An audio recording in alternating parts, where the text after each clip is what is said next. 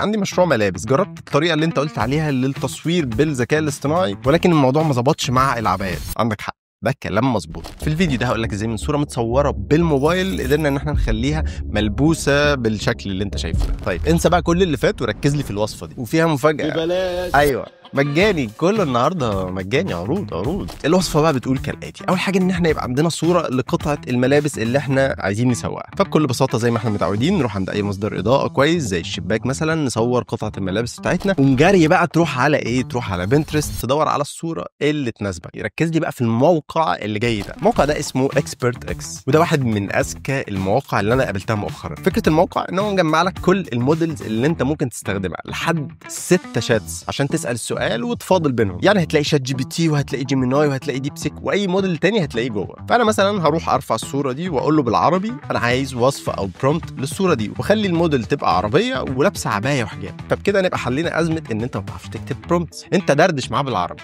صح. هاخد بقى الكلام اللي اتكتب ده واروح على ايمج اف اكس عشان اخرج الصوره. ارجع بقى لاكسبرت اكس تاني واقول له ايه، انا عايز الصوره دي تبقى راجل مش ست. طبعا هيديني شويه الكلام، ارجع تاني خرجت الصوره. اخر موقع معانا وهو توب فيو. بكل بساطه ترفع الصوره بتاعتك، ترفع صوره قطعه الملابس، تحدد بالاداء اللبس اللي انت عايزه وتغير، هتلاقي الموقع حول لك الصوره بتاعتك من الشكل ده للشكل ده. فتخيل بقى ان من ده للنتيجه اللي انت شايفها في الاخر، وكل ده ببلاش. فهم هتلاقيني بقى سايب لك في اول تعليق كل المواقع دي علشان ما تتوهش مني، ويبقى فاضل حاجه واحده بس، انك تعمل لايك فول عشان تشوف كل حاجه ليها علاقه بالذكاء الاصطناعي.